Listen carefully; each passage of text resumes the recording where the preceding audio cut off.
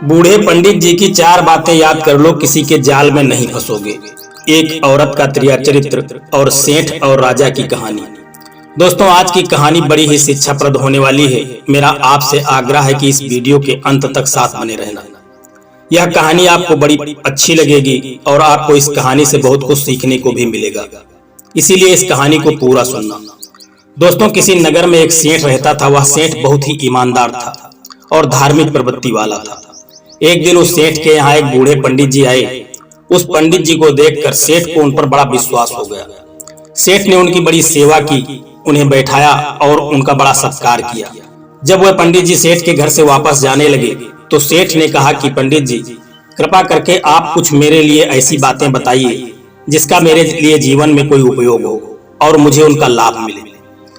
पंडित जी ने कहा कि मैं आपकी सेवा से बहुत प्रसन्न हूँ। मैं आपको कुछ ऐसी बातें आज बताऊंगा।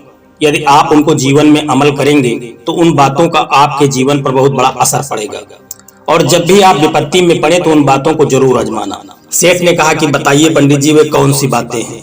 पंडित जी बोले कि छोटा आदमी यदि बड़ा हो जाए तो उसको बड़ा ही मानना चाहिए, छोटा नहीं मानना चाहिए। पंडित जी ने दूसरी बात बताई कि दूसरों के दोष को प्रकट नहीं करना चाहिए। पंडित जी कहने लगे कि जो काम नौकरों से हो जाए उसको करने में समय नहीं लगाना चाहिए। फिर चौथी बात पंडित जी ने बताई कि जहां एक बार मन फट जाए वहां फिर नहीं जाना चाहिए। ये 4 बातें जब पंडित जी ने सेठ को बताई और कहा कि यदि जीवन में कभी इन बातों को परखने का आपको अवसर मिले तो इनको जरूर परखना। यह कहकर पंडित जी वापस चले गए। दोस्तों, समय बीतता गया। कुछ दिन के बाद सेठ के व्यापार में घाटा लगना शुरू हो गया। घाटा लगते लगते उस सेठ की ऐसी स्थिति आई कि सेठ को शहर छोड़कर दूसरी जगह जाना पड़ा।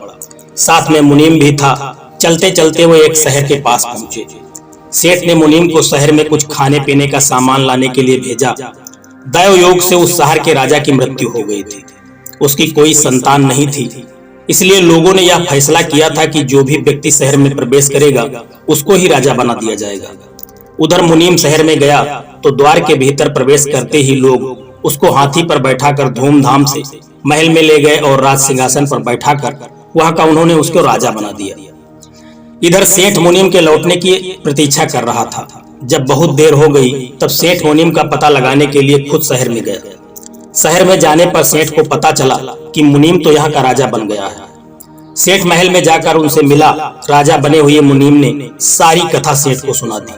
सेठ को पंडित जी की बात याद आ गई कि छोटा आदमी यदि बड़ा हो जाए तो उसको बड़ा ही मानना चाहिए, छोटा नहीं मानना चाहिए। यही सोचकर सेठ ने राजा को प्रणाम किया। राजा ने उसको मंत्री बनाकर अपने पास रख लिया। दोस्तों, राजा के घोड़साल का जो अध्यक्ष था उसका रानी के साथ अनैतिक संबंध था। एक दिन संयोग से सेठ ने रानी को उसके साथ शयन करते हुए देख लिया। दोनों को नींद आई हुई थी। सेठ को पंडित जी की बात याद आ गई कि दूसरे के दोष को प्रकट नहीं करना चाहिए। सेठ ने रस्सी पर अपनी साल डाल दी जिससे दूसरा कोई उनको देख न सके। जब रानी की नींद खुली तब उसने सामने रस्सी पर साल टंगी हुई देखी। उसने पता लगवाया कि यह साल किसकी है। पता लगा कि यह साल तो मंत्री का है। उसके मन में विचार आया कि यह मंत्री राजा के सामने मेरी पोल खोल देगा, क्योंकि दोनों में बड़ी मित्रता है। इसलिए हमको पहले ही ऐसा काम करना चाहिए जिससे यह खुद ही फंस जाए। रानी सेठ की साल को लेकर के राजा के पास गई और बोली कि आज रात में आपका मंत्री बुरी नीयत से मेरे पास आया था, परंतु मैंने उसकी कुचेष्टा को सफल नहीं होने दिया। मेरे चिल्लाने के डर से वह भागने लगा तो मैंने उसकी साल छीन ली। यह देखो उसकी साल। राजा ने देखा तो पहचान लिया कि जब यह वही है जो मुनीम साल ओढ़ता है, यह तो साल वही है। तब उसने ही यह साल खरीद कर सेठ को दी थी। रानी की चिकनी चुपड़ी बातों में राजा की बुद्धि बारी गई। उसने रानी की सलाह से सेठ को खत्म करने का विचार बना लिया। दोस्तों, दूसरे दिन राजा ने सेठ को कसाईयों से मांस लेने के लिए कहा। उधर कसाईयों को पहले ही कह दिया कि कोई आदमी तुम्हारे पास मांस लेने आए तो उसे मार देना। सेठ को बड़ा आश्चर्य हुआ कि मैंने आज तक छुआ भी नहीं, फिर भी राजा ने हमको मांस लेने के लिए क्यों कह दिया। इसमें जरूर कुछ न कुछ तो बात है। सेठ को पंडित की बात याद आ गई कि जो काम नौकर से हो जाए उसको करने में अपना समय नहीं लगाना चाहिए। सेठ ने मांस लाने के लिए अपने नौकर को भेज दिया। कसाई ने नौकर को मार दिया। इधर राजा को गुप्तचरों के द्वारा घुड़साल के अध्यक्ष के साथ रानी के अनैतिक संबंध का पता चल चुका था। राजा को बड़ा भारी पश्चाताप हुआ, बहुत दुख हुआ कि रानी की बात में आकर मैंने इतने ईमानदार सेठ को मरवा दिया जिसने इतने दिनों तक हमारा पालन पोषण किया था और मैंने उसके साथ मुनीमी की थी। बाद में पता लगा कि सेठ तो जीवित है, तो राजा को बड़ी प्रसन्नता हुई। वह एकांत में सेठ के पास गया और सेठ से मिला और अपनी भूल के लिए राजा सेठ से क्षमा मांगने लगा।